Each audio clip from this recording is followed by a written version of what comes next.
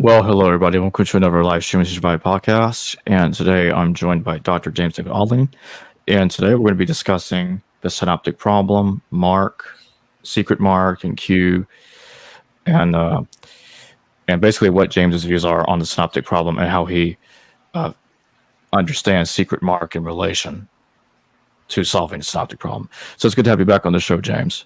Oh, always a pleasure, Jacob. Always enjoy it.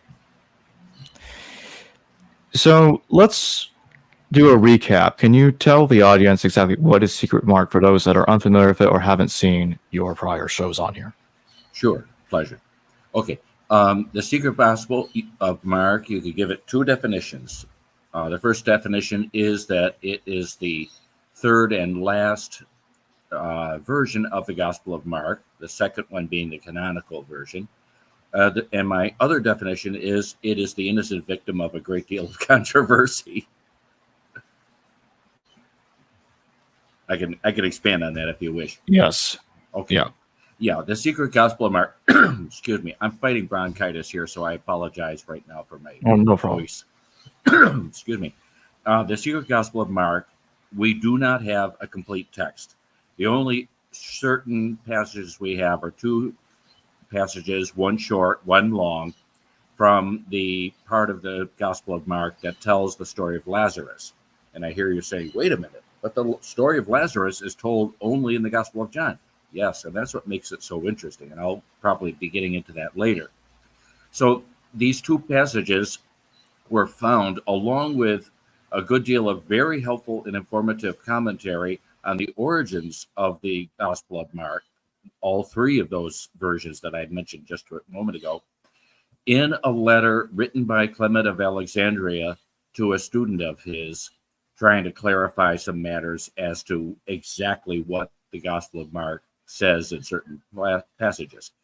This letter became a matter of controversy because after it was discovered at the Marsaba Monastery by Morton Smith in, I forget the year offhand, I think 1956, he copied it very carefully, translated it, wrote a book about it, published it, and as he says in the book, after he had copied it, he put it back in its place. It was tucked inside the flyleaf of a later book, I think a 17th century or thereabouts text, and he put it back on the shelf. For my part, kudos to Morton Smith, because there's a long history of European scholars and more recently North American scholars literally stealing manuscripts from these early monasteries in the Middle East. Not only Mar Saba, but also the famous St. Catherine Monastery on Mount Sinai, which has the oldest active living active living library in the world, by the way. So good for Smith that he put it back. After he published, he was accused by a number of his fellow scholars of having forged the document. Two reasons were given by his attackers for this supposed forgery. One being that he was setting out to prove how gullible we New Testament scholars can be, that he can forge this document and he can publish it and everybody's going to think, my gosh, that must be the real thing. And the other supposed reason is that supposedly Morton Smith was gay and that he was inventing this manuscript, the secret Gospel of Mark, in order to create a biblical justification for his gay nature. I object to both of these accusations against the late Morton Smith, who in my opinion was one of the finest scholars we've had in the 20th century, perhaps of all time, in the studies of the New Testament texts. The suggestion that he was being very uppity and suggesting that he can fool all these New Testament scholars into thinking it's real doesn't have much weight to it, because I've looked myself at Morton Smith's own handwriting of Greek.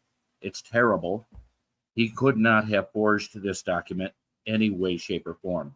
It's a copy of the original letter, evidently, and this copy was penned in the 17th century. So not only is it penned in Greek, but it's penned in the 17th century cursive script that was common in the 17th century for writing in Greek, which Morton Smith couldn't write at all.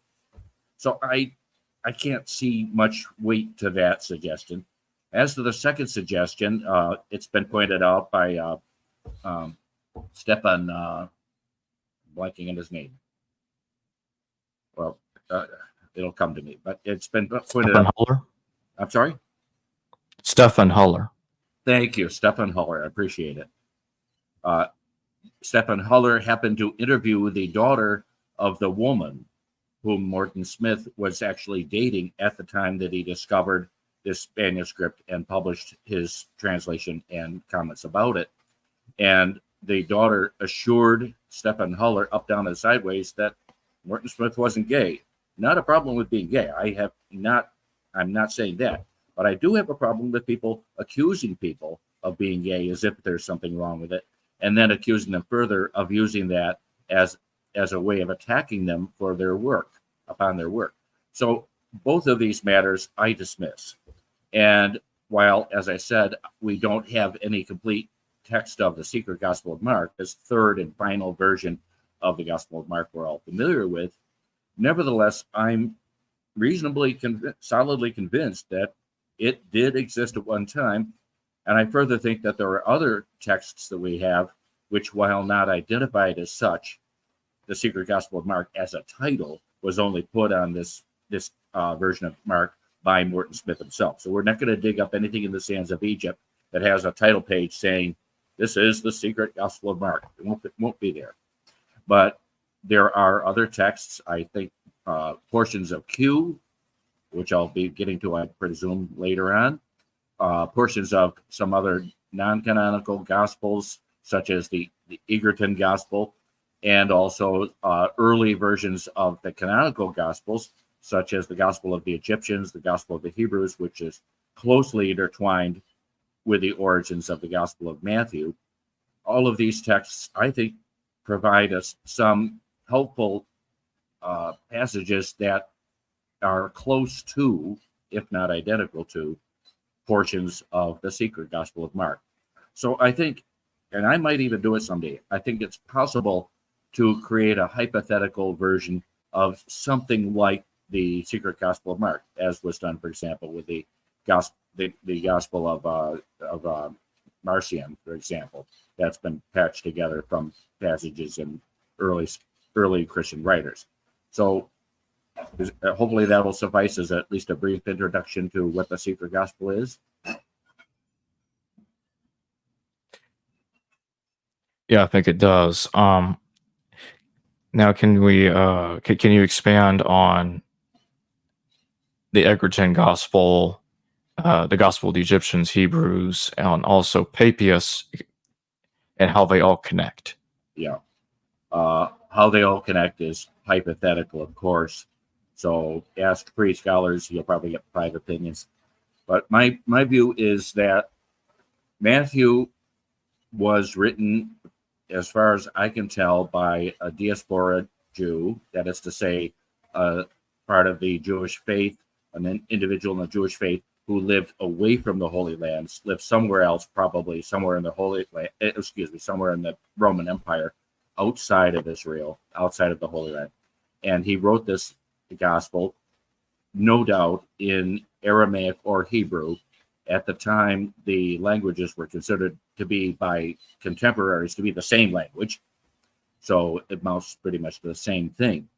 So he wrote it and in a version that was later revised, filled with more text, made fuller and richer of a text. And we have, in my view, some fragments of these earlier versions of the Gospel of Matthew. These are known, for example, as the Gospel of the Egyptians, the Gospel to the Hebrews. These we only have in fragments and or quotations in early Christian scholars, such as Eusebius, for example.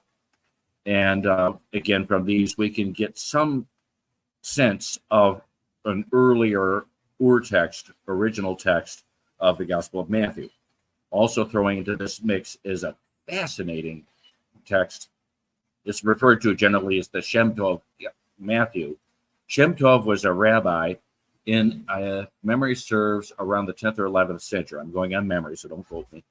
But Shem Tov was a rabbi, and he was very concerned with what, from his perspective, was the revisionism in Christianity of the original core teachings of the Bible. For Shem Tov, as a good Jew, needless to say, God was for him one. And for him, therefore, the Trinity pulled against this concept of the oneness of God. The Yahweh, Jehovah, however you pronounce it, is one and only one. So if any of you are Jewish out there, you know the Shema, which we find in the early stages of Deuteronomy. Elohim Eloheinu Adonai. Elohim Israel Adonai Eloheinu Adonai Echod, which means, "Hear, O Israel, the Lord our God, the Lord is one," not three, but one. This is the Jewish perspective. And there were other matters as well, but let's just keep it with that. What Shem Tov did, therefore, was to publish a manuscript of the Gospel of Matthew in Hebrew that he had in his possession.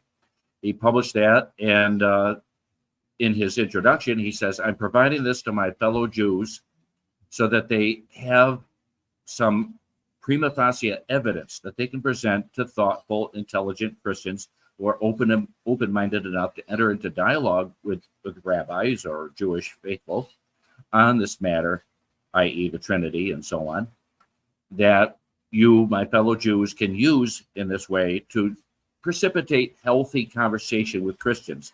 And he hoped perhaps to open their eyes to the fact that God is not three, but one, as well as the other issues that I'm not going to bother getting into. So this is the Shem Tov manuscript of the Gospel of Matthew, and it too has some very interesting variations on the text that we're familiar with in the canonical New Testament. Just to give you one quickie example, those of you who are familiar with the Gospel of Matthew know that in the last chapter, Jesus says to his disciples, "I send you forth into the world to baptize all nations in the name of the Father, the Son, and the Holy Spirit." Three beings, which, of course, in Christian dogma are the three members of the Trinity. But in this Shem Tov manuscript, it's not quite that simple. There's no reference to the Trinity. He sends them out into the world to baptize all nations in the name of, and it has the Yod, He, Vov, He, the name of God, Yahweh, Jehovah, however you'd like to pronounce it. And so you can see right there that the manuscript itself that Shem Tov published for us provides us with another insight into that earlier text of the Gospel of Matthew.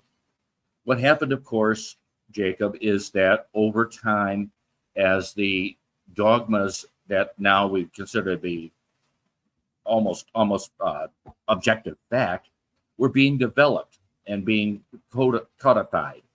They were actually developed with a great deal of struggle, sometimes even physical. People actually beat each other up. The famous Saint Nicholas, from whom Santa Claus is derived, he was not the nicest person in the world, and he is remembered for taking to fisticuffs with, if I recall, it was Arius, a wonderful preacher from North Africa, because he didn't like the perspective that Arius was offering.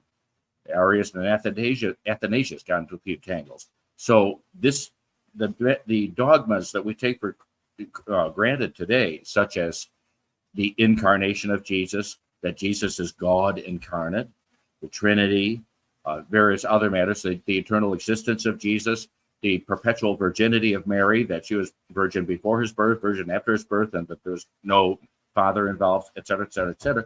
All of these were pounded out through a great deal of literally battling amongst the early church fathers. Anybody out there who might be interested in reading more about this, I recommend this book. It's an excellent historical book, and it's a page turner. It's a well-written book.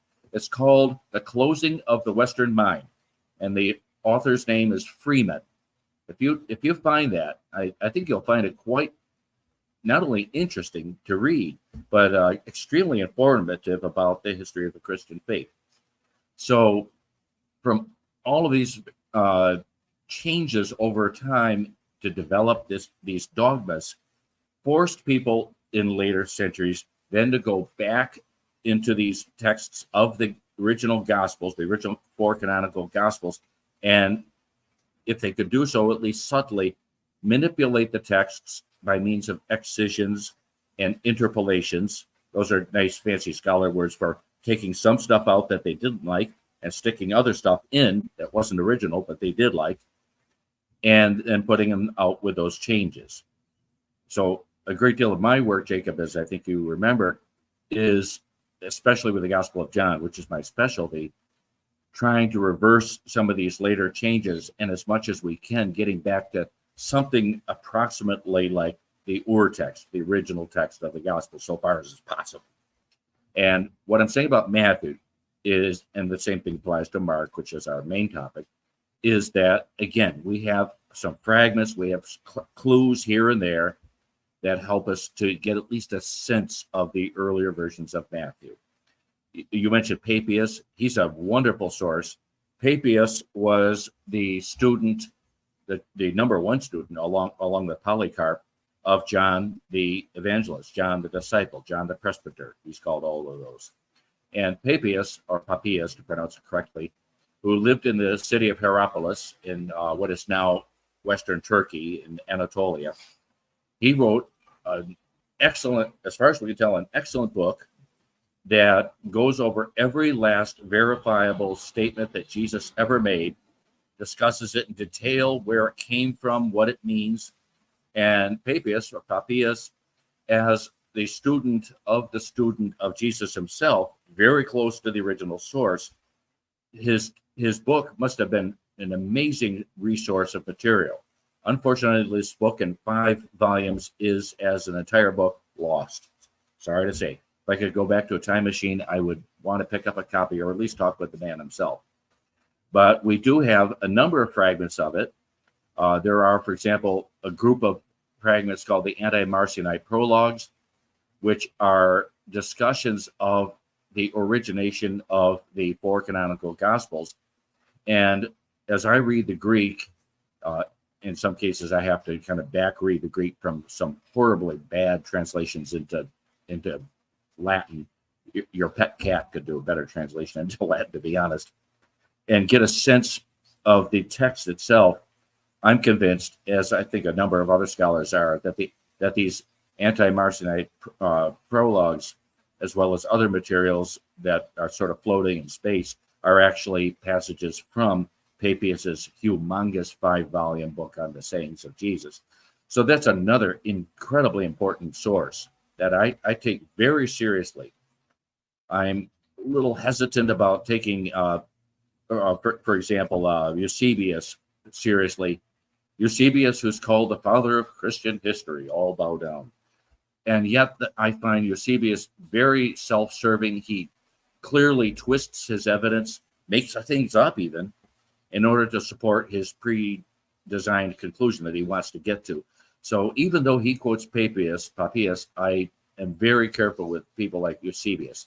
I prefer people like Tertullian, who is a man of extreme probity. He doesn't say anything unless he's convinced solidly on the evidence that he has that it's true. So did I cover everything? The Egerton Gospel, I didn't mention that. The Egerton Gospel is I think 3 or 4 fragments that we have. The first 3, it's 4, because the first 3 from this same manuscript, but these first 3 fragments of the same manuscript all sound more or less to be related to the Synoptic Gospels, Matthew, Mark, and Luke. For those who aren't familiar with the term, the Synoptic Gospels, the word comes from Latin. It means to see with one eye. And it's given that name, Synoptic, Synoptic, because Matthew, Mark, and Luke have a number of passages in common. And so that's the Q text that I'll be getting to in just a moment. But Egerton has these first 3 fragments, mostly synoptic in flavor, but nevertheless, there are here and there in these first 3 fragments a number of lines that sound awfully Johannine. i.e., from the Gospel of John. And then that fourth fragment that I didn't mention, it's a passage that isn't found anywhere else in any gospel. It's a story of Jesus by the side of the Jordan River with his disciples. And he puts a seed into the ground by the side of the river, and the seed sprouts just about instantaneously into a new plant. And evidently, from the fragmentary version that we have, evidently even comes to its fruition. It's the seeds that it can be harvested. And this passage is in nothing else, but I mention it because the wording, the style of writing, if you read Greek, it just about jumps out at you, is Johannine. Again, it sounds like the Gospel of John. So the Egerton Gospel, named, by the way, for the man who owned it, whose surname, he was a Britisher, the surname Egerton, Egerton. This manuscript, because it blends flavors of the Synoptic Gospels and the Gospel of John, suggests to us something that I suspect I'll be getting into later, and that is that the Gospel of Mark also has some intimate connections with both Matthew and Luke and also the Gospel of John. Generally speaking, up until very recent times, the standard scholarly view was that the three Synoptic Gospels, Matthew, Mark, and Luke, had really nothing in their early history to do with John. They generally said John was written late as to, my apologies for my bronchitis, but as a corrective to the other three for passages that John felt were left out. That's kind of a hokey argument because John has an awful lot of passages that tell the same story from a different viewpoint, but the same story that we also find in Matthew, Mark, and Luke. So the Egerton Gospel, the Gospel of Mark, and indeed Matthew and Luke as well, in a way that I'll be getting to, also we can now see relatively clearly have a history that connects them far more intimately than was thought until relatively recently with the Gospel of John, which, in my opinion, is just mind-blowing. It really forces us to look at these texts again, consider all over again from scratch. What is their relationship? How did they come to be written? Who were their authors? Did they know each other? Did they read each other's manuscripts? Did they share, or were they in competition with each other? What's the story? And that's the kind of thing that I think now we're forced to deal with all over again.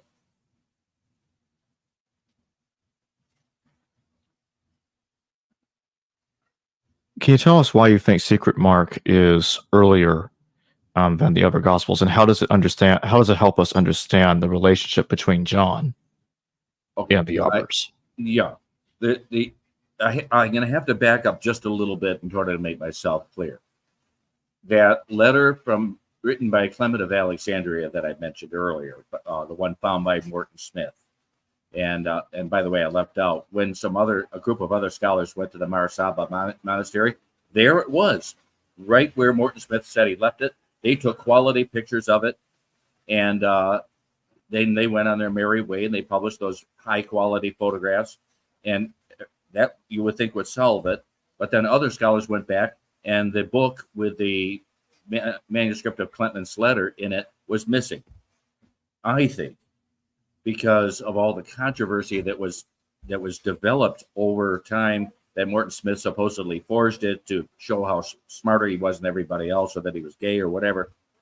I think the abbess of the abbot of the Marsaba monastery simply made it kind of disappear.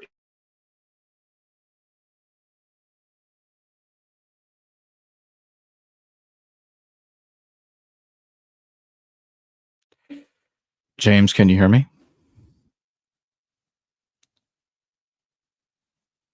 James? Hold on, everybody. It looks like we lost James here. It looks like there's a connection issue. Give it a second.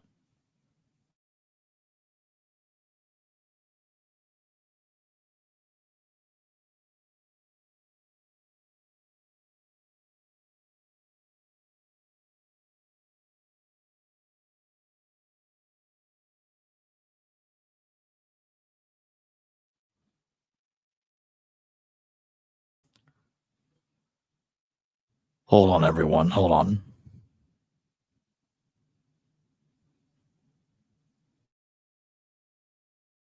Hello. Oh, they might be coming back.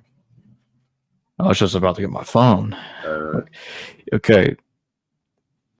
You were at the last thing I heard from you was the word disappear. I think that's what it was. It was in reference to the manuscript being torn out.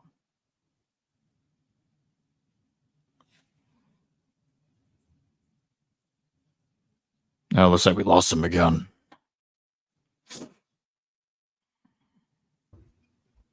hello. Yes, I hear you now. Can you hear me? Hello. Hello? Can you hear me?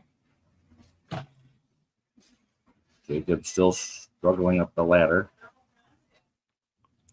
If I can hear anybody you. can hear me out there in History Valley land, as soon as I have Jacob back, I can continue. But I'll kind of do some on the side at the moment. Can you hear me?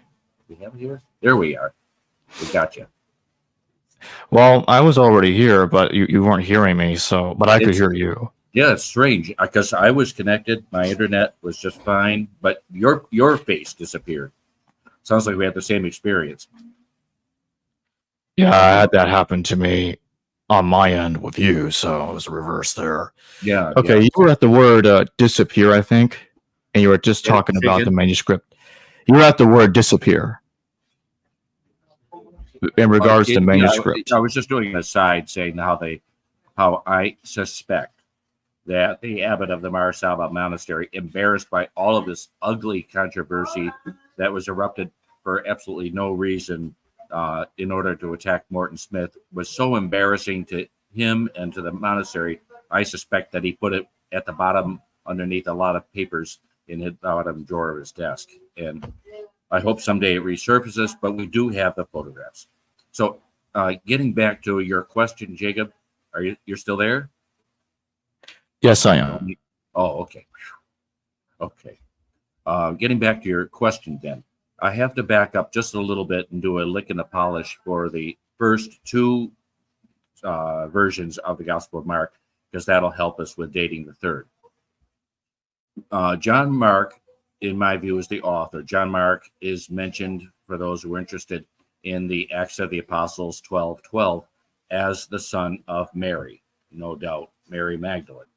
And he was a student at first, I should say, more of a servant. It was kind of the approach in those days that a young boy, 12 to 14 years old, roughly around the age of his bar mitzvah, would be assigned to a wiser older man in order to learn from him and also serve the older man. Get his lunch, hold a chair for him, things like that. So John Mark was at first apprenticed in this matter to Paul of Tarsus, but there was, and you can read about it in the Acts of the Apostles, beginning around chapter 12, there was a serious falling out between Paul and Barnabas and John Mark, but the latter two being relatives of Jesus. And as a result of that, Paul basically kicked Barnabas and John Mark out of his life and took up with another young fellow named Silas for the continuance of his missionary journeys. Shortly after this time, John Mark was reassigned as an apprentice to the disciple Simon Peter. Shimon is his name in Hebrew, Petros in Greek. Petros, Peter, was his nickname. It means rock. And it was kind of a teasing nickname because he was a sailor, and sailors need to stay away from rocks. So you could figure it out from there. So John Mark was assigned to Simon Peter.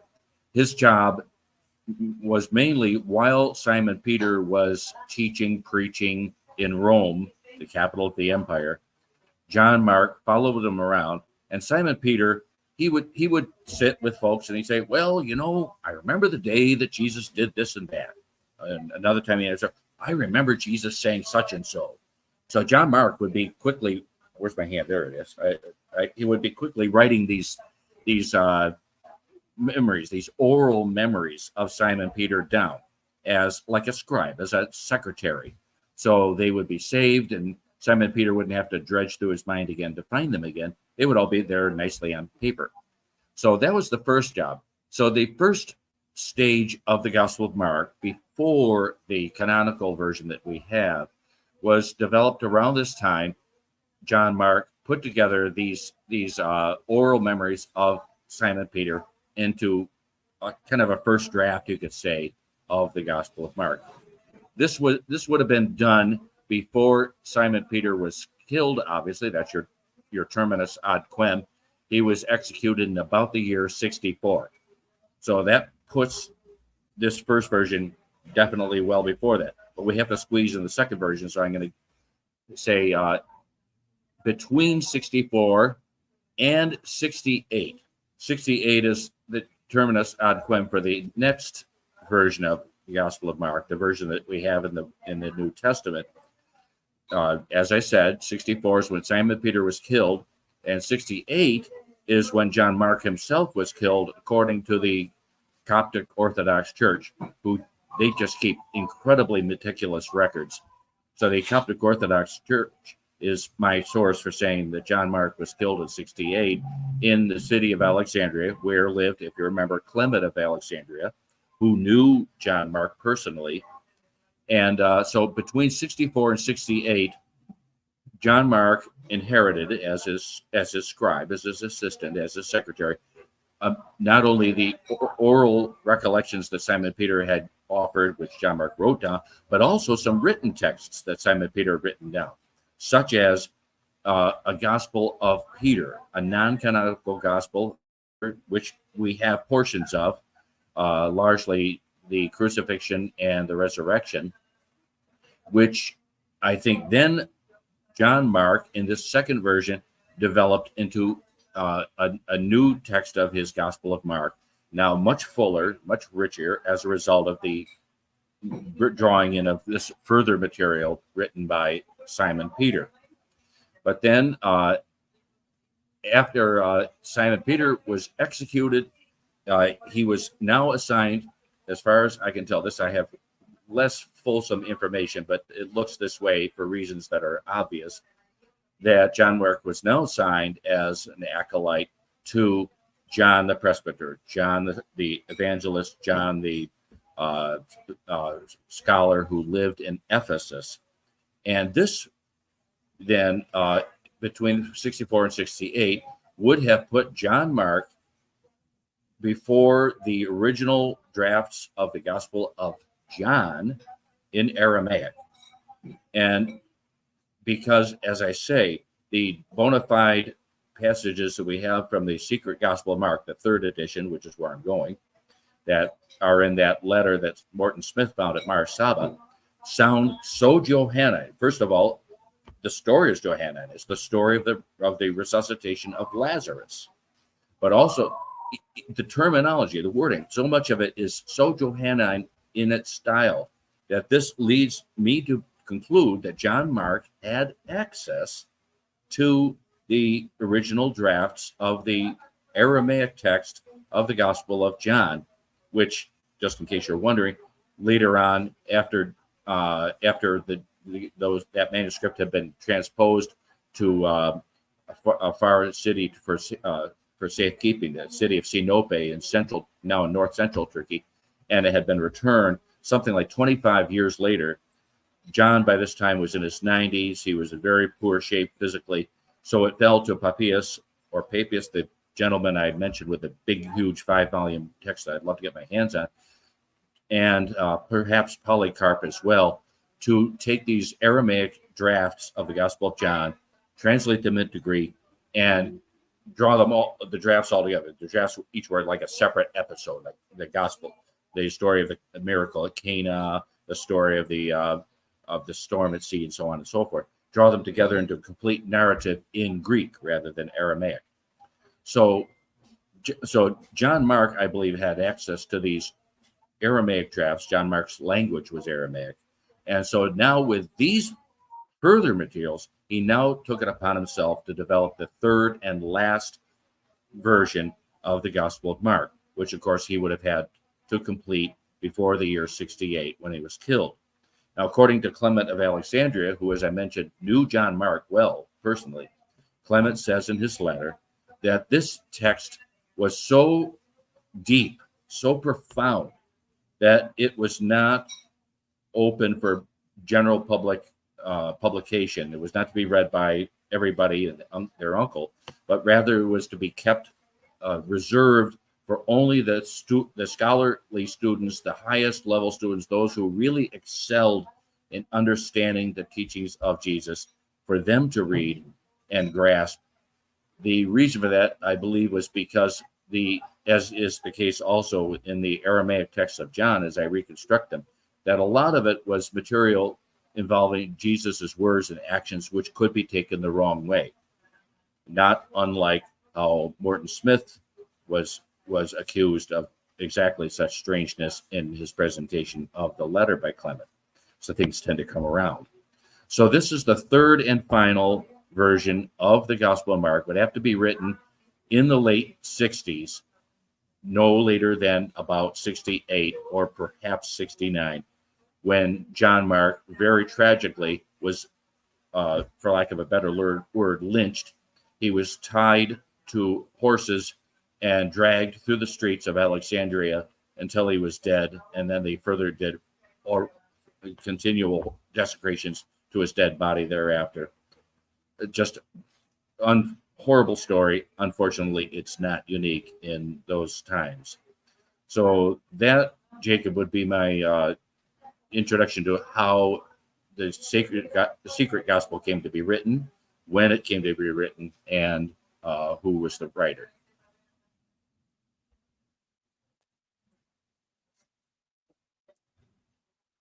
So, how does the secret gospel of Mark help us understand the double tradition material, the Q material? What, help us understand what material? I've got heavy rainstorm going on.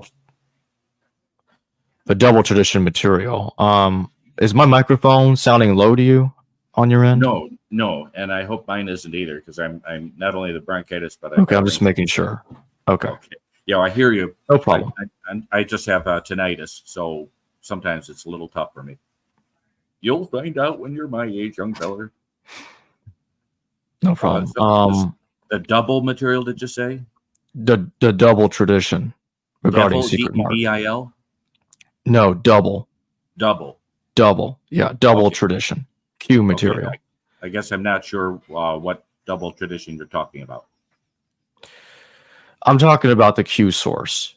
Does secret Mark help us understand the relationship there? Yes, indeed.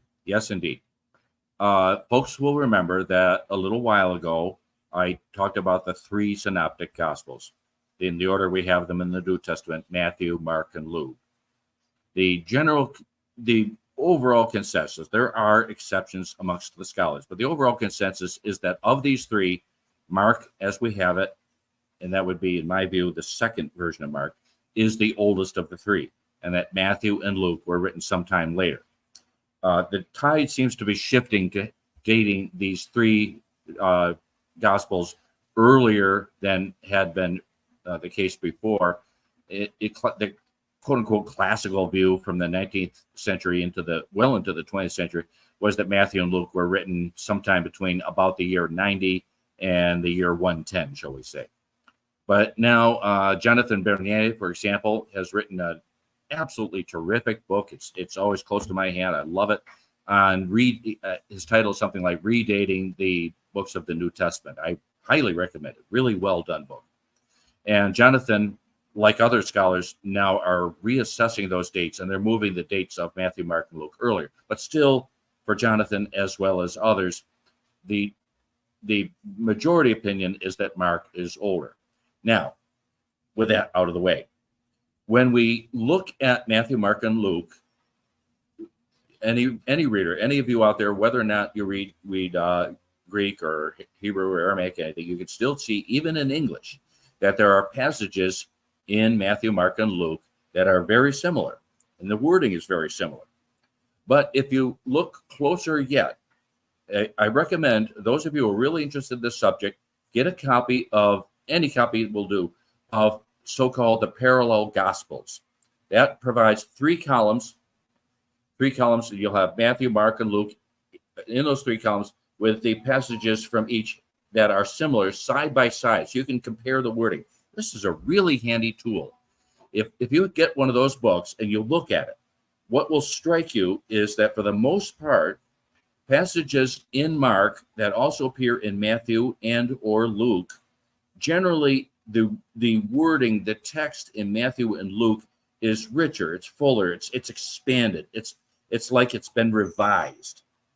So that, I think, is a sign that, as I noted, in my view, the canonical Gospel of Mark is that second version I talked about, and of the Gospel of Mark, barring the fact that there also were some changes later on by anonymous scribes to force it more fully into confirmation with those dogmas that I was mentioning.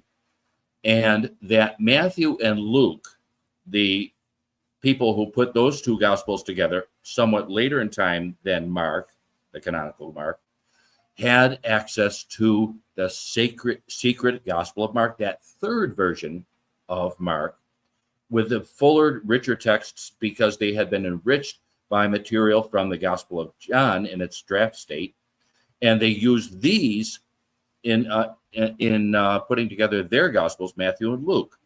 This, for me, is especially interesting when we look at the story of the crucifixion, when we look at the resurrection, and when we look at what happened after the resurrection, when the resurrected Messiah gets together with the disciples up in Galilee. Very interesting stuff. And the reason for that is this. Everybody and their uncle should be aware that the end of the Gospel of Mark is missing. What did he just say? Yes, I said it's missing.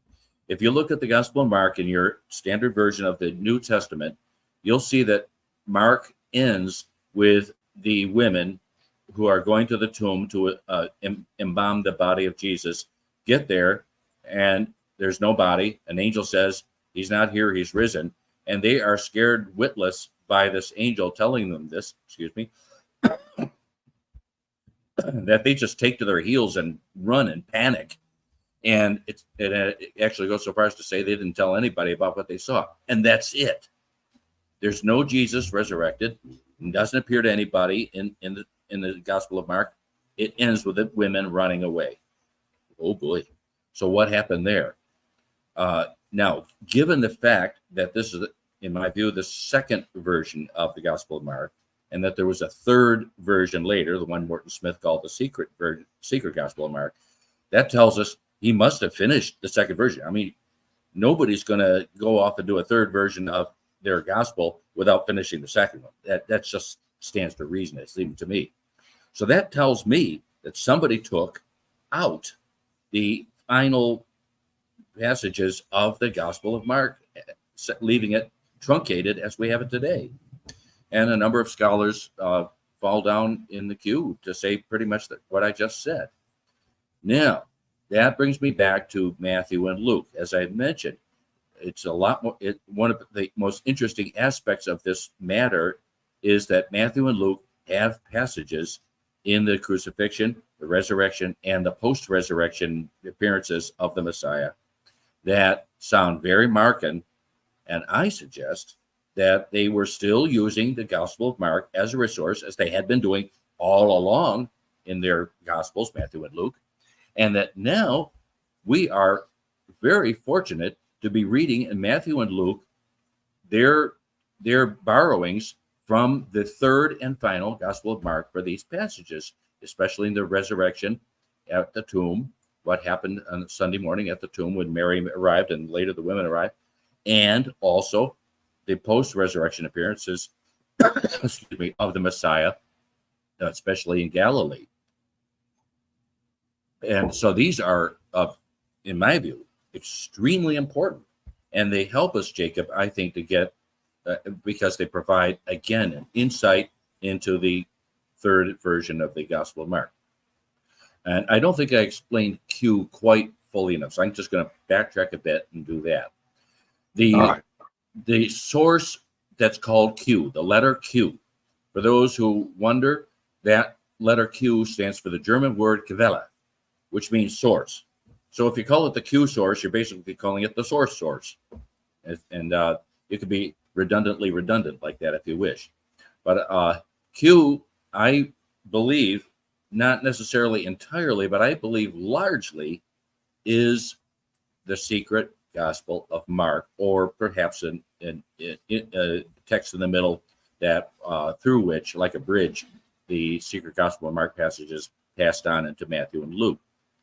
What I'm saying is that Matthew and Luke borrowed a lot of their material from Mark. In fact, those of you who are familiar with the very first verses of the Gospel of Luke know that Luke, writing to the recipient of this,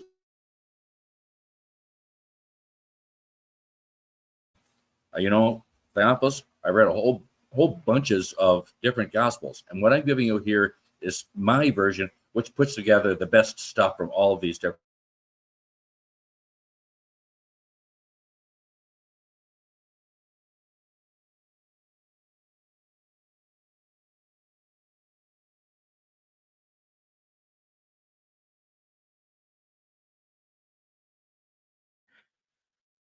Hold on, everyone. It looks like we lost him again.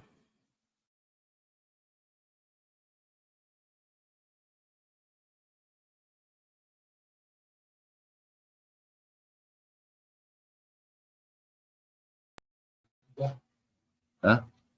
Can you hear me? Yes, there you are. All right. Could you Necesito. Sorry, Jacob. Yeah.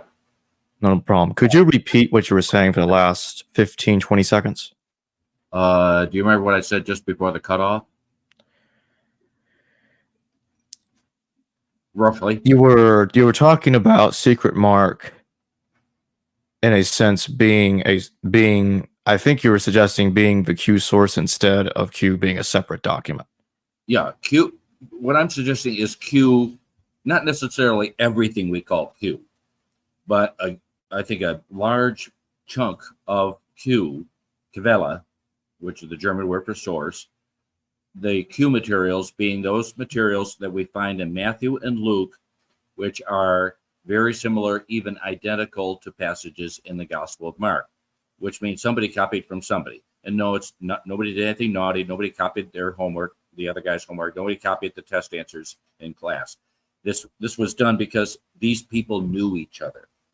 John, Mark, the authors of Matthew and Luke knew each other. The author of Luke, by the way, I go with Joan E. Taylor. She did a simply dynamite article in which she concludes that Luke was written by, hold on to your seats, folks, was written by a woman. And that most likely that woman was named Thecla. By my research, Thecla, which is a kind of a nickname for Theoclea, a Greek name, was the niece of Caiaphas. So she was part of this group. She knew what was going on. And despite what she says in the early verses, she was very up on these materials. And because Luke is rather Pauline in its text, in its context, I consider Luke to be work for hire, that Paul hired Thecla, if indeed it was Thecla, to write Luke and also Acts, which is like part 2 of Luke. So the Q materials, in large measure, as Thecla, if it was she, admits in the first verses of the Gospel of Luke, are part of the source material for the Gospel of Luke, and that's pretty evidently the case also with Matthew. So I see Q not as some mystical text or manuscript that someday will be dug up in the sands of Egypt at all. I don't see that in the least. I simply see it as part of the relationship between Matthew and Luke on the one hand, Mark on the other. The confusion for some scholars is that Mark, as we have it in the New Testament, is that second version, which is richer than the first version by the addition of Peter's written texts, but not as rich as the third version, which was further enriched like a delicious soup in which you put more great ingredients by the addition of the material that John Mark took from the Aramaic manuscript of the Gospel of John.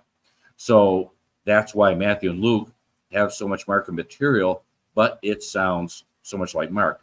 Now, Q, if you want to be really specific, Q it really refers to material in Matthew and Luke that those two have in common, but that we don't find in the Gospel of Mark. This material too, I believe, comes from the third version of the Gospel of Mark, the secret Gospel of Mark, as Smith called it. Right? It's simply because we do not have the secret Gospel of Mark in its entirety that we do not have the source that Matthew and Luke took it from.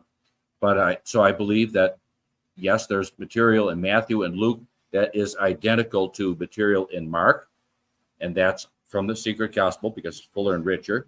But I also believe that the Matthew and Luke texts that they have in common, but we don't find in Mark, is very likely also from the secret Gospel of Mark.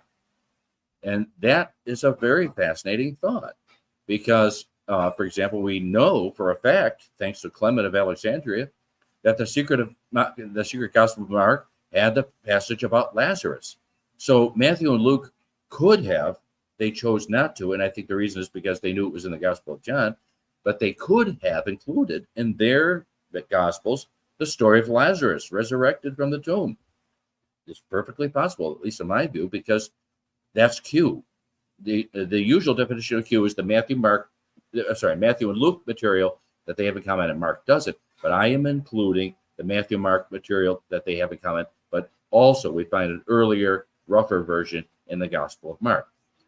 So that, to me, makes Q kind of like the fulcrum underneath the lever. It's Q is kind of the one that holds it all together. Matthew, Mark, Luke, and John, and Jacob.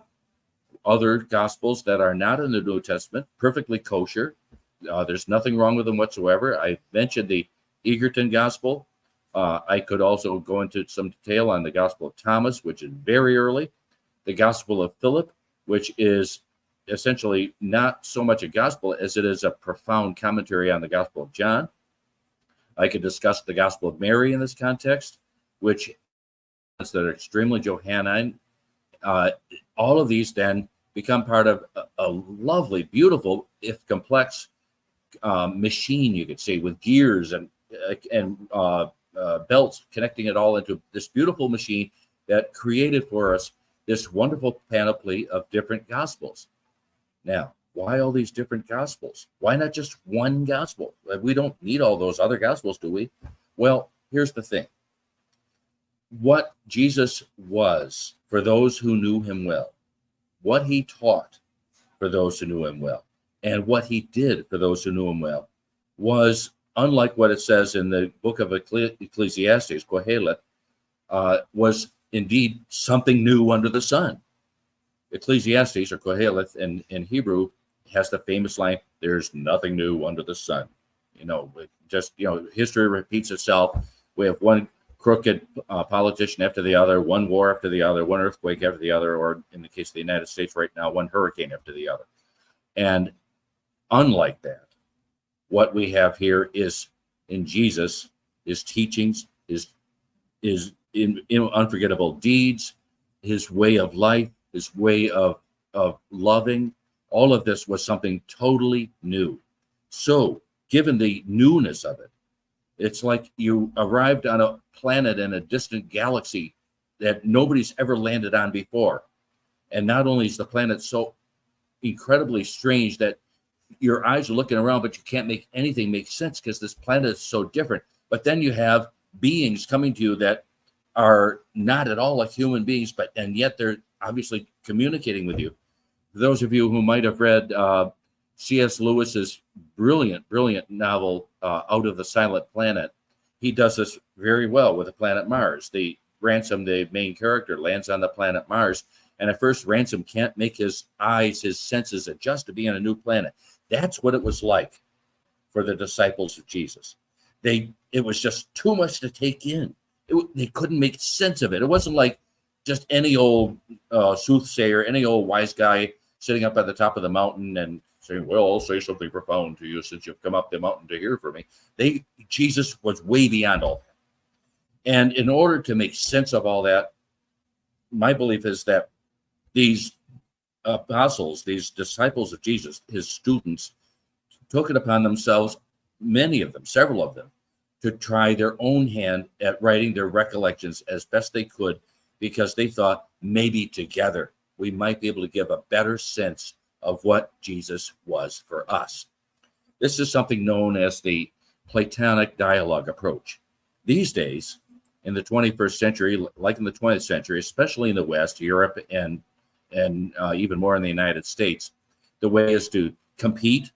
My theory on how the Gospel of Mark came into being is better than your theory. Your theory stinks. My theory is the good one, and I'm going to teach it to all my students, so they'll go out when they're professors someday. They'll teach it to their students that my theory is the right one and yours the wrong one. Because, of course, in universities these days, funding is drying up. Positions in fields that are considered not to be important, such as New Testament or Bible scholarship, are being eliminated. So people are fighting to hold on to the positions they have, hoping to get tenure, hoping to hang on by their teeth to what they've got. And they're determined to keep any competitor out. So that's the situation we've got. But in the first century, in the early class, in this classical period, there was the Platonic dialogue approach, which is that we're all in it together and we can help each other. If any of you read any of the Platonic dialogues, what will impress you is this: nobody argues. They debate, they discuss, they disagree, but you'll find even two people have opposing opinions might help each other to express the other guy's opinion. To put it better, they might offer some support, evidence that favors the other person's perspective. They're not arguing, they're not competing, they're not fighting with each other, they're helping each other. Why? Because they all want to reach the same destination, the truth. And so all of these different gospels that I've been talking about, I'm throwing all these names at you, and I wouldn't be surprised if you're confused by all of them. No problem.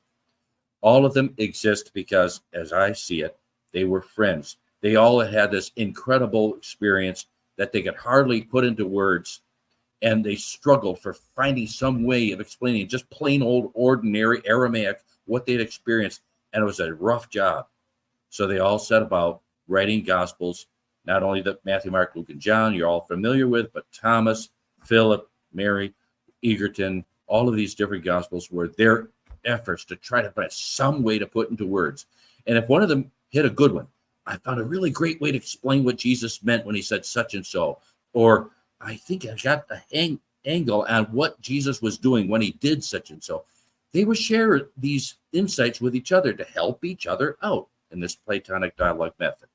So, Jacob, that's what I see as this beautiful machine. Complex, yes, with gears and belts all over the place, but it produced for us all of these wonderful, beautiful gospel manuscripts, different, each one in its own way, just as you and I are different, but we're both, you and me, Jacob, and as well as our listeners today, are seeking the same thing, the truth. We're in it together. So let's cooperate on that matter.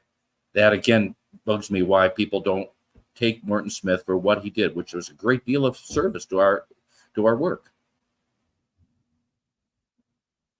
How does the Secret Gospel of Mark explain the naked man story that we see in canonical Mark?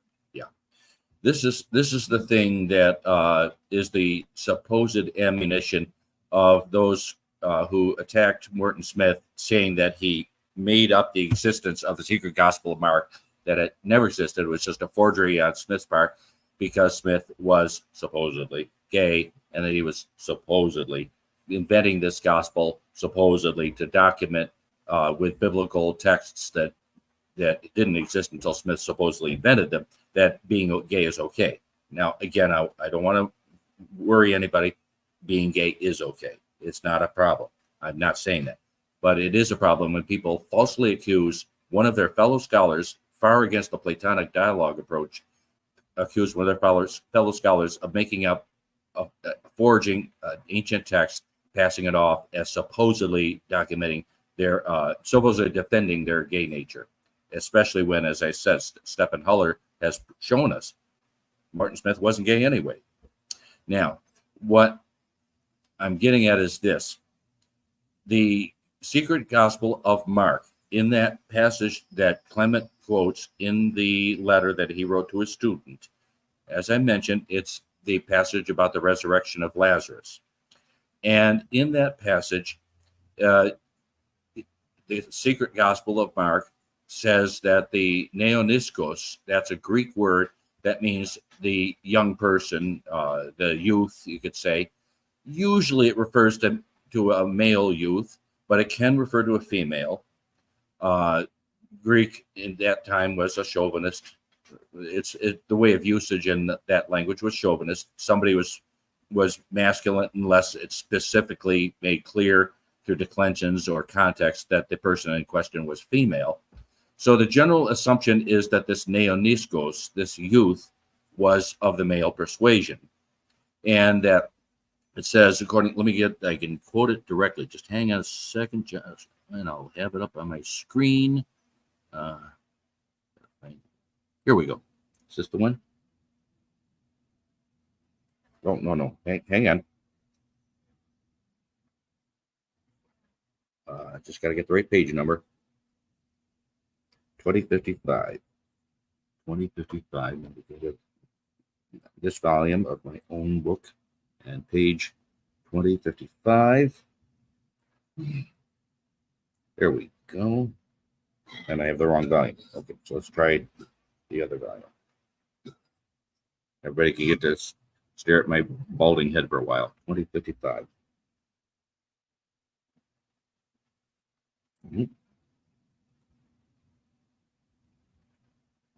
Got it. Okay, here we go.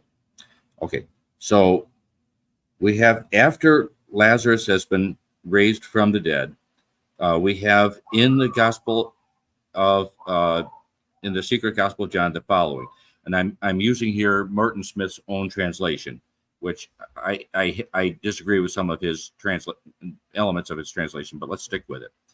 And straight away, going in where the youth was, he, that is to say Jesus, stretched forth his hand and raised him, seizing his hand. But the youth, looking upon him, loved him and began to beseech him that he might be with him. And going out of the tomb, they came into the house of the youth, for he was rich. And after 6 days, Jesus told him what to do. And in the evening, the youth comes to him, Jesus, having wrapped a linen cloth around his nakedness. And he remained with him that night, for Jesus taught him the mystery of the realm of God. And thence arising, he, Jesus, returned to the other side of the Jordan. So this is the center of the controversy from those who are claiming that Martin Smith was trying to defend his supposed gayness, that the youth comes to Jesus during the night, wrapped in nothing but a linen cloth, and that Jesus taught him during that night, quote unquote, the mystery of the realm of God. That's Smith's translation. Now, there's all sorts of problems with Smith's translation. He was a great scholar, but he wasn't necessarily the greatest Greek scholar. I already mentioned his handwriting wasn't so good, but I also have trouble with his translations at times. But we'll not belabor that point. The point is this: the word neoniskos, Greek, if in our letters Neaniskos, meaning youth. The Aramaic word behind this, because as I said, John Mark was written in Aramaic, would be Elima. In our letters, more or less Elyma, Elima. And that would be the youth. And Elima can be masculine or female, like neoniskos. Another problem is that it says that this neoniskos was rich. However, the word in Aramaic that is translated rich in the Greek, that word is shminta. In our letters, something like shmynta, shminta. And that word, yes, it can mean rich, but, and here's the big, fat, huge but, it can also mean fertile. When a woman is in her menstrual cycle and she's fertile, when her egg is ready in the fallopian tubes, and I'm not the best medicine man in the world, so I can't tell you if that's the right thing I'm saying, but when a woman, her eggs are ready, and if she then makes love with at that point and sperm enters, the sperm has a very good chance of coming to the egg and creating a blastocyst, the beginning of new life. That's what shminta, the Aramaic word, means. That is behind the Greek phrase that I just read to you, saying that this neoniskos was rich. Shminta can mean rich in the sense of piles of money in the bank, but it can also mean fertile. My view, Jacob, therefore, is that in the original text of the secret Gospel of Mark in Aramaic, Clement tells us it was in Aramaic, that it said that the youth who came to Jesus, not Lazarus, that's actually somewhat sloppy translating by Morton Smith, but that the youth who came to Jesus was female and was fertile, and that she came to Jesus. And as I translate the text, unlike Morton Smith, I see this as a reference to Mary, his wife. And indeed, for those of you who are familiar with the Gospel of John, if you read John chapter 12, verses 1 through 3, in the Aramaic texts that I study, that is a fulfillment of exactly what the secret Gospel of Mark says at this point. It has Mary coming to Jesus. And so I can go into great amount of detail, Jacob, but I'm simply trying to point out that these people who are making this false accusation of Morton Smith, as I read the text, as I study the text, including going back into Aramaic, because yes, I read Greek backwards and upside down, but my specialty is Galilean Aramaic, the actual dialect that Jesus and his disciples and their contemporaries spoke, unlike Syriac Aramaic, which didn't even become popular for about 4 centuries after Jesus, that these Aramaic texts help us to see that the Neoniskos, as was translated into Greek in the text that Clement of Alexandria wrote, was actually talking about a girl, a young lady. So that basically blows to smithereens the accusations that these people are making against Morton Smith. End of diatribe. We have a super chat question from iFishNetai. Thank you for your super chat. James, son of Alphaeus, appears to be the same as James, the brother of Jesus. Matthew, Levi, is son of Alphaeus. Is Matthew some kind of brother of Jesus? Good question. Oh, good thought. Let me. I can pull up and give some authority, because I wasn't really thinking about that when I've been talking about the secret gospel, so I have to kind of drop back and punt here. And here, let's see, it's in here.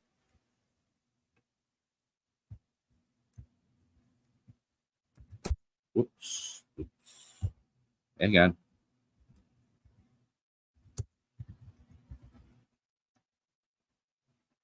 Here we go. All right. Okay. So my view is that James the Just, who is Jesus's brother, he was called James the Just because he held very tightly to the mitzvot of the Torah, that he is James the Just is commonly identified as identical to James the son of Alphaeus. And Matthew and Mark, that's according to Mark 3:18, I should note. Matthew and Mark add that that Mary, the mother of James, and therefore also Jesus, is the mother of Joseph, or Joseph in Hebrew. And Alphaeus is also called the father of Matthew, or Levi, if you prefer. That's according to Mark 2:14. So basically what we have here is Mary, the mother of Jesus, had more than one husband at different times in her life. I did a huge amount of research into the cohorts of the Roman Empire. The Roman Empire had its regular army, which was composed entirely of citizens of the Roman Empire. But then for allied countries, which were on the outskirts of the empire, countries which were absorbed into the empire, such that their citizens were not citizens of the Roman Empire, they could be hired, drafted into the cohorts, which were not the Roman Empire, Roman army proper, but kind of like you might say an auxiliary army. They were still just as sharp, just as good soldiers as the regular army, but they comprised these people from outside countries, part of the empire, including Judea or Judah. And so by my research, Joseph, the titular father of Jesus, according to the Synoptic Gospels, was a part of one of the cohort Sagittarius, which are the archers. I don't remember that. I think it's 16, but he was part of that. And his brother also was part of that. And they were staggered in their time off. Sometimes they would, one would be time off to go back home, maybe with family, sometimes the other. So that helps us to explain, this is also comes up in Epictetus and other early writers, how it is that Jesus has brothers who appear to be half brothers, because it says Mary, the mother of James and Joseph, says that in Matthew and Mark, as I recall, and how it doesn't say of Jesus, because there's this confusion about the two brothers who both were at times with Mary. So that's my quick lick and a polish to the Alphaeus question. Great question. Wow. We have another super chat question from My Fish in a Tie again. Thank you. Do you think Jesus had a child? Great stuff there. Yeah. Here, I meant. Now, I'm going to do a little bit of a preface to that. Mainstream scholars try to keep their 10-foot pole handy when questions like this comes up. Whether Jesus was married, whether he had children, they get the old 10-foot pole up. Because, unfortunately, from their perspective, and I don't mean this to disparage anybody, either scholars or the amateurs I'm about to mention, but from the opinion of a lot of mainstream scholars, there's a lot of what they call mag heads out there, people who just are nutty about the subject that, yes, Jesus was married, yes, he had a child or children, and they don't have any really solid proof of that. It's just their intuition, you could say. And since they're not scholars, they really don't know how to organize this assertion in a methodical way and support it carefully with logic and fact. One moment. So mainstream scholars tend to stay away from the subject of, was Jesus married? Did he have kids? Because they're worried that if they were to say, yes, Jesus was married, or yes, he had a child or children, that somebody might look at them as suddenly having lost their marbles and joining the lunatic fringe out there with the magheads. There are exceptions, of course. James Tabor, for example, I've talked to him a number of times about this. He said for quite some time that he did not think Jesus was married, but a few years ago, he kind of changed his mind on that. And now he leans that way. And I give him a lot of credit for having the guts that a lot of mainstream scholars don't have to say just that. So good for him and good for those who do. Now, that's the preamble. So the answer, I won't make it any more complicated than this. My answer is yes. I do think Jesus had a child. If you remember in John 13, and it's around verse 23, 24, somewhere around there. I have a horrible time remembering numbers. Jesus says to the disciples gathered around him in the Last Supper, he says, as it's usually translated, when a woman is pregnant, she goes through a great deal of pain as she's giving birth to her child. But as soon as she holds her child in her arms, the pain is forgotten because of the joy of having given birth to a new life in the world. Something to that effect. That's translating, of course, from the Greek, because all of you out there who read the Gospels, the New Testament in general, you're reading translations into English or whatever from Greek. I read the Aramaic because the Galilean Aramaic texts that I take from a number of early sources is at least in portions earlier, more authoritative than the Greek. This verse in the Aramaic, the Galilean Aramaic, doesn't say, it's not speaking in general about a hypothetical woman who's pregnant and giving birth. It says very clearly in the Aramaic, this woman. Jesus is pointing to a woman who's right there with him. It's an extensive, it's a finger pointing in the grammar. Aramaic is a fantastic language for precision. It uses all sorts of prefixes and suffixes so that with one word, kind of like German, with one word you can say a whole mouthful. And that's the case here. He says, behold, this woman right in front of you guys, my disciples, this woman is pregnant. And when she gives birth, it's going to be painful. But as soon as she has given birth, she'll forget the pain because of the overwhelming joy of holding that wonderful, beautiful new life in her arms. I myself was privileged to be there right by the side of my then wife at the birth of both of my children. And also as I was kind of a midwife for one more. And there's words don't express. How do you put into words this life that's just come forth from the womb and is breathing and there, and then opens its eyes and looks at you. My daughter, when just her head was born, and already her head coming out of the uterus was swiveling around, and it caught on me. I must have moved or something because it caught on me, and there was kind of a smile on her face. How do you explain these things? That's what Jesus is saying. That miracle, when this young woman, right smack dab here in front of you disciples, gives birth, she'll go through a whole lot of pain, but then she'll be filled with joy. Now, I'm just going to stay with canonical texts. I mentioned before, Acts 12:12. It says John Mark is the son of Mary. And it mentions this in the context of Bethany. And of course, Bethany is where Mary lives with the rest of her family, as you know from several passages in the canonical Gospels. So just without even leaving the canonical texts of the New Testament, we have a great deal of information to point out to us that John Mark was Jesus's son.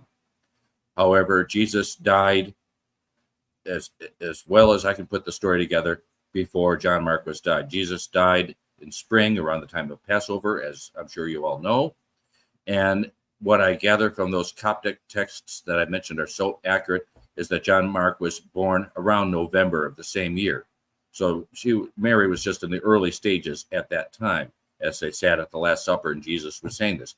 He realized he was never going to see the child that was within her. And so he's saying to the disciples, you guys, you're going to have to be there for her when she's got the pain of childbirth. Be there in my behalf, like a midwife in my behalf, because I won't be there. And then you will see her joy when she holds that child in her arms. That's what's going on there. So I'm retired. Nobody can fire me. I'm immune. So I can say these things. I can say, yes, I think Jesus was married. And yes, I think he had a child posthumously. And nobody can fire me. I don't care what other people say. I'm going to say what I believe is the truth after studying these texts as I have been doing for more than 50 years. I'm just going to tell it like it is. I don't have anything to worry about. I'm toward the end of my life, so come on, assassinate me if you want to. It won't stop the truth from coming out, but go ahead if it makes you feel better. I'm going to tell what I see. Yes, I believe Jesus was married to Mary, often called the Magdalene. In fact, I believe that's critical to the story, because what I find in the Galilean Aramaic of the resurrection scene is that they became one. If many of you will be familiar with Genesis chapter 1, verses 27-28, when Elohim, a name for God that has aspects of male and female. The noun Eloha is feminine. The im suffix is masculine. So masculine suffix in the name Elohim, which means God. Elohim, speaking to God's self, says to God's self, let us, male and female, let us make the human being, it's singular in the Hebrew, let us make the human being in our image. The word in Hebrew for image is masculine, and our likeness, they're synonyms, but likeness is feminine. So you got synonyms, one masculine, one feminine. Let us, male and female, make the human being in our image. One, in other words, one like Elohim, male and female at one. And then in the next verse, 27, Elohim does just this, creates the first human being in the image and likeness of Elohim. And if you read Genesis 2:24, that explains, verse 24 says, why a man leaves his family of outgrowth to marry his wife so they can become one flesh, male and female together, united in the image and likeness of Elohim. We have the cherubim on the top of the Ark of the Covenant in the Holy of Holies in the temple. These cherubim, or cherubim if you prefer, but that's a mispronunciation in English. The cherubim are intimately locked with each other on the Ark of the Covenant to represent this nature of Elohim as male and female as one. Whenever we join together with another, when we become one with others, we become more and more in the image and likeness of God. That's what these gospel texts, especially the John texts, are saying to us. This is why love God with all your heart, mind, and soul and spirit, and love your neighbor as yourself. Become one.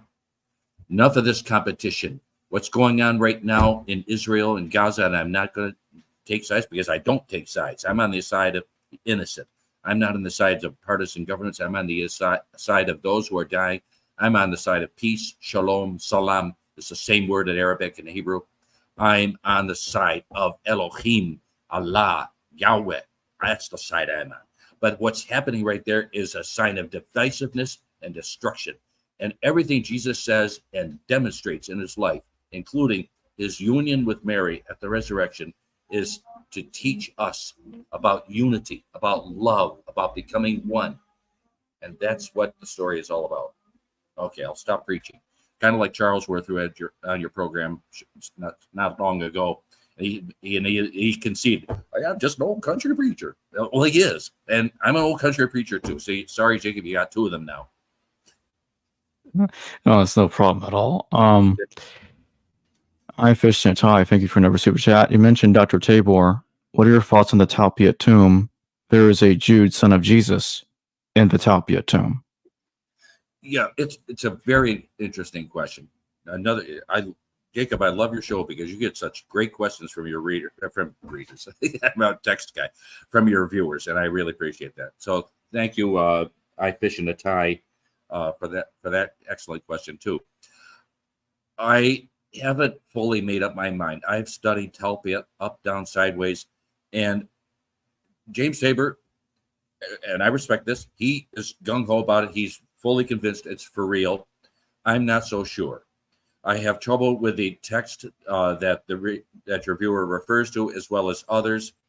And I also personally, by reading of a lot of early texts as regards the James, the brother of Jesus, Mary Magdalene, who was also supposedly in Talpiot, that their bodies were not placed there. Mary, for example, by all of the early records that I've consulted, died in Ephesus.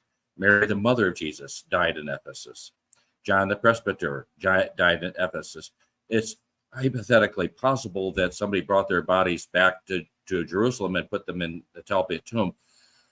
And I know James, if he's out there watching this show, my apologies, but with all respect, I disagree with James's view that these pretty much have to be this particular family, because there's a number of studies.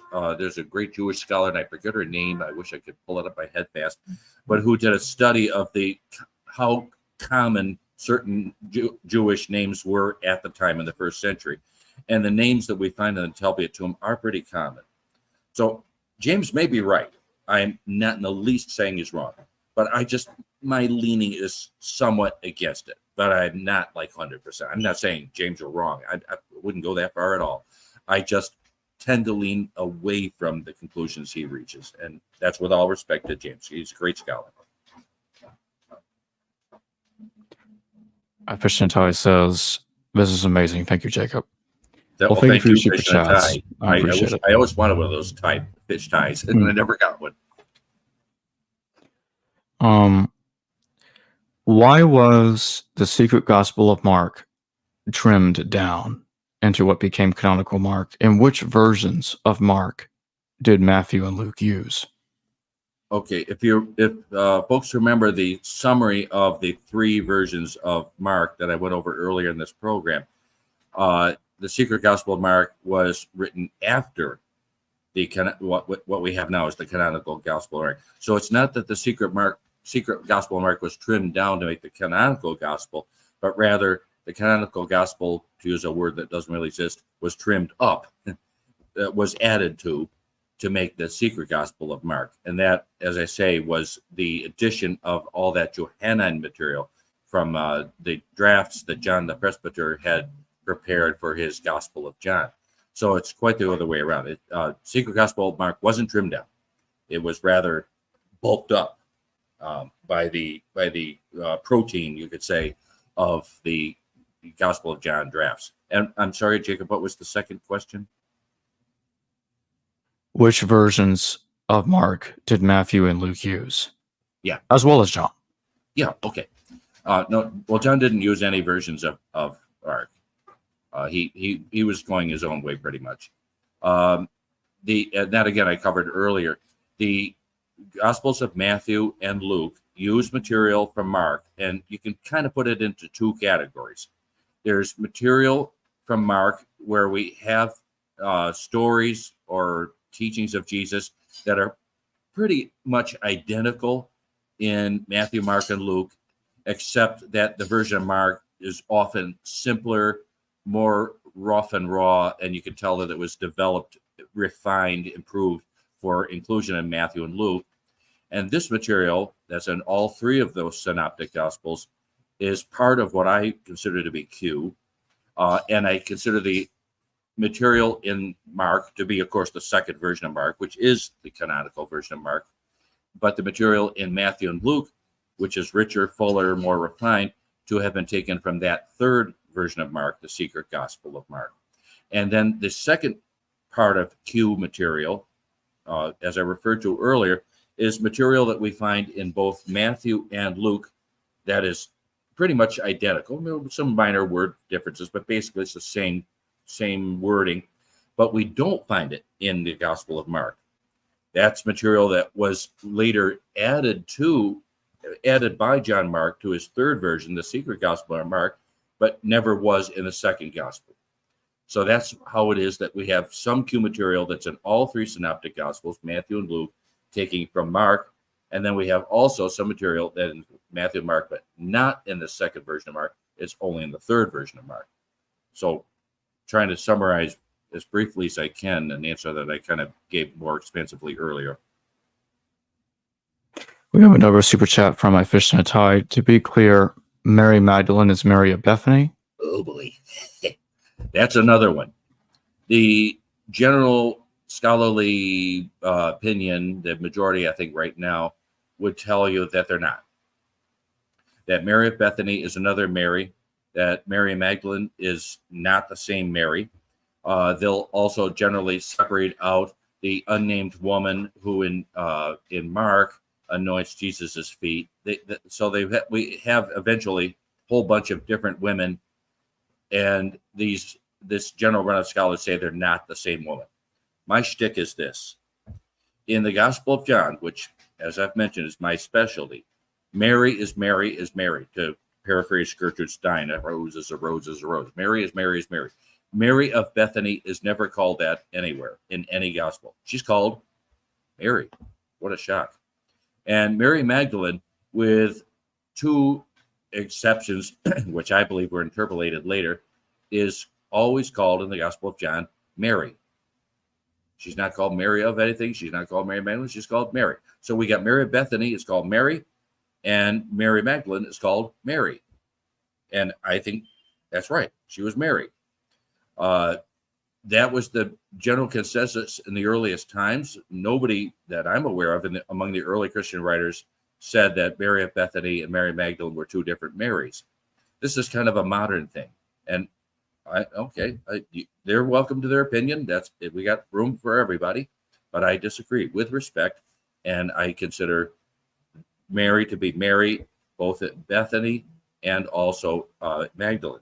Mary, the Mary called Mary of Bethany, she's clearly in charge of the show. She's a woman of means. She is running a colony, a sanatorium, you might say, for people with leprosy. They had nowhere else to go. There were a few of these commissioned to operate in the general area of the city of Jerusalem, but they had to be, I forget how many furlongs outside of the city for the sake of ritual purity, the laws of kosher, that they remain pure, the people within the city. Because of course, if you come too close to a leper, you got to hop in your nearest mikveh and get yourself ritually cleansed. So these were put at some distance. And Bethany, which was near the summit of the Mount of Olives, east of Jerusalem, was such a place. And Mary was also involved with another such sanatorium for lepers near Capernaum, where lived Simon Peter. And so she was a woman of means. We know Mary Magdalene was a woman of means. Luke tells us so in, if memory serves, chapter 8, I think it is, that she and other women of means accompanied Jesus and the male disciples and provided for their food and well-being out of their funds. So as far as I'm concerned, it all matches up very nicely. And I have any number of early texts that I've studied that further document the oneness of Mary. She got the kind of the separating impulse in relatively recent years when Mary's reputation was fortunately being recovered.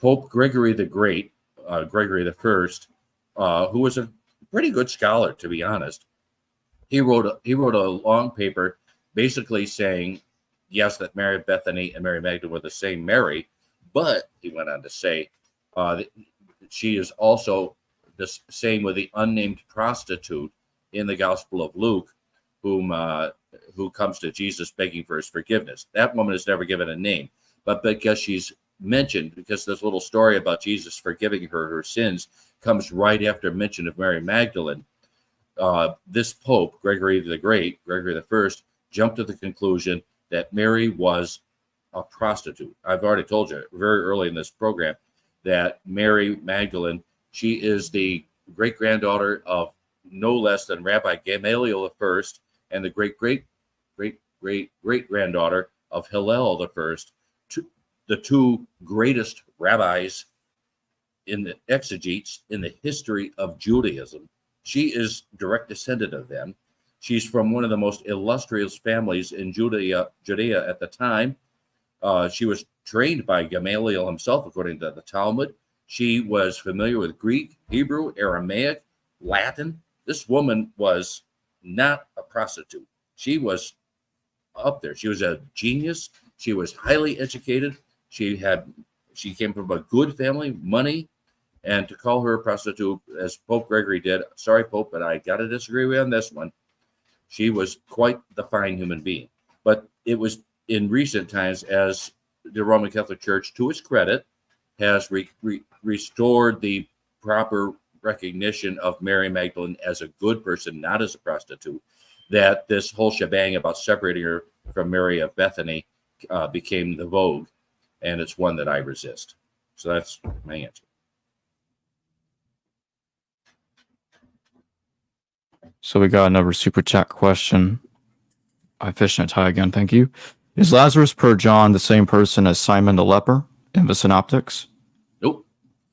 Simon the leper is, in my view, and you find, as I've said before, you find any three New Testament scholars and you have at least 8 opinions. But in my view, Simon the leper, if you put together what the Synoptics say about him with what John says about him, is clearly the father of Mary Magdalene and Judas, or in Aramaic and Hebrew, Judah, it refers to the country. He's their father. And Lazarus is her son. It was some sloppy translating on the part of Papias, whom I mentioned earlier in the program. He who took the manuscripts in Aramaic of the draft of the Gospel of John that John the Presbyter composed, he translated them to Greek and turned them into a complete narrative from beginning to end. He wasn't the best scholar in the world for reading Aramaic. His Greek is good, but he wasn't the greatest Aramaic reader. And he made all sorts of sloppy mistakes that have unfortunately been preserved in all of our modern translations of the Gospel of John. One of them is this. My reading of the Aramaic, Galilean Aramaic texts of the Gospel of John brings me to the conclusion that Lazarus, or Eleazar in Aramaic and Hebrew, Eleazar and Martha were Mary's children from a previous relationship, of which I can't really say much because we don't know anything. But they were born and were already of pretty decent age. Lazarus was about 12, 13-ish because he's around the time of his bar mitzvah. Martha appears to be somewhat older than Lazarus. And also, just as a by the way, to throw a stone into the water of everybody's tranquility, by my studies of the texts, Martha wound up married to Simon Peter. So they were all like a big family. Most of the disciples were all related. They were family. And I'm just simply documenting some of my perspectives on those relationships. In my book, which will be coming out not long, we're in the final edits before I thrust it onto the publisher's desk and run for the heck of it. My book will have genealogical charts which make all these relationships clear as I understand them, as well as, of course, factual documentary material, so people don't think I just made it up out of thin air. So if I can put in a shameless plug, Jacob, it will be out soon. It's called, it'll be called The Gospel of John, Restored and Translated from the Original Galilean Aramaic. This will be the third and final edition because I don't want to go through this work again. It will replace the 2-volume edition that's currently on sale through all the usual book retailing means, with a new version, which will be in, count them folks, 12 volumes, 6,000 pages. This is enough to satisfy your appetite for at least 300 years. So that's my shameless plug. Well, thank you for joining me today, James. My pleasure. Always a pleasure.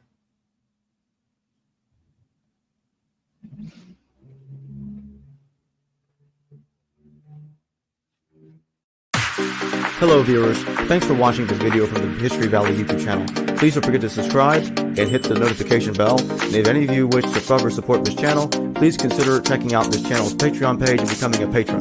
And or donate through PayPal or through Super Chat during your live stream. Thank you.